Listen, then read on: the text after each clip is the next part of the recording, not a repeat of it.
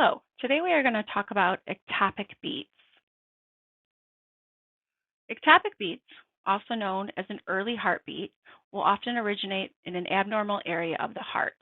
If you guys can remember from any conduction pathway, the goal is to start from the SA node, spread across the atria, hit the AV node, and then head down to the bundle of His, to the right and left bundle branches, and into the Purkinje fibers in the ventricles.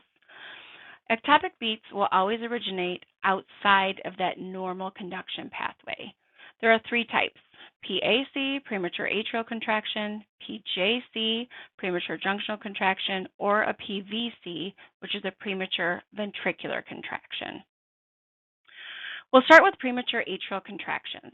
Premature atrial contractions often look like a sinus beat. However, their P-wave morphology often changes shape, and you will see that they have a narrow QRS.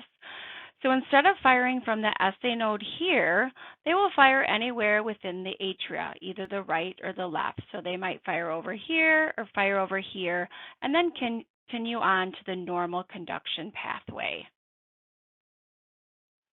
So here's an example of a premature atrial contraction. If you look here, these first beats are normal. We have a P followed by a QRS and a T wave.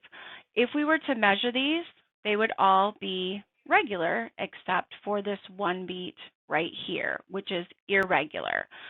So if I looked at the beats preceding it, you can see that they have a pretty defined P wave. However, this early beat, there is still a P wave present. It just has a different morphology. So when you hear the word atrial, odds are there's going to be a P wave there.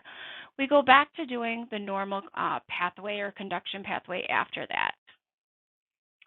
Next, we have premature junctional contractions, also known as PJCs. With this one, it's going to originate from the AV node. So we're going to talk right about here.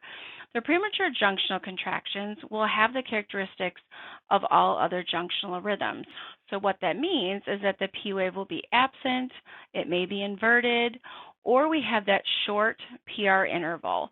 So the PR interval is now going to measure less than 0.12. because it has a shorter distance that it has to go from that AV node down to the ventricles or the Purkinje fibers. You'll also note that PJCs do have a narrow QRS. Here are some examples of PJCs. If you start out here, we've got some normal beats. If we were to measure, they are nice and regular. But then we have this that falls early within the complex. So we learned before with PACs that they're going to have a P wave. But if you look here at these P waves, you can see that there's not a P wave here. It's early, it doesn't have a P wave, and it's narrow, making it a PJC. Here is another example too, where sometimes the P wave actually shows up after the QRS, but before that T wave, and they get what we call a retrograde conduction. We're still not seeing that P wave prior to the complex, and it is still narrow, making it that PJC.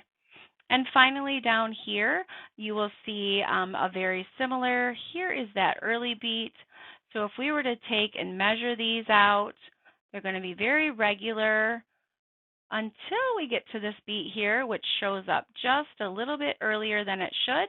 We're not seeing a P wave. We still have that narrow complex, and therefore it is also a PJC. The final ectopic beat is a premature ventricular contraction, also known as PVC. This will originate from the ventricles, and it becomes wide and bizarre.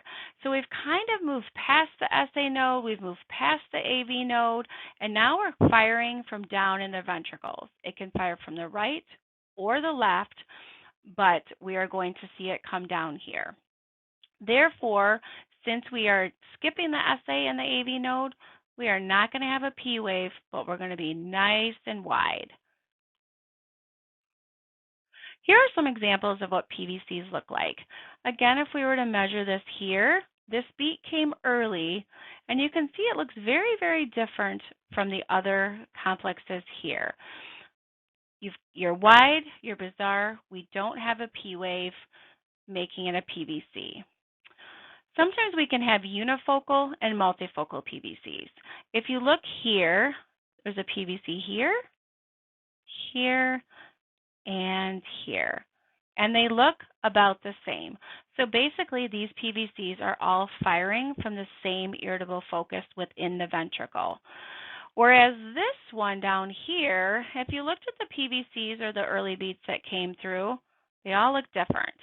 So this tells me that it is multifocal and firing from different areas within the ventricles, sometimes different areas within maybe the left ventricle, or it can be firing from the right or the left, both.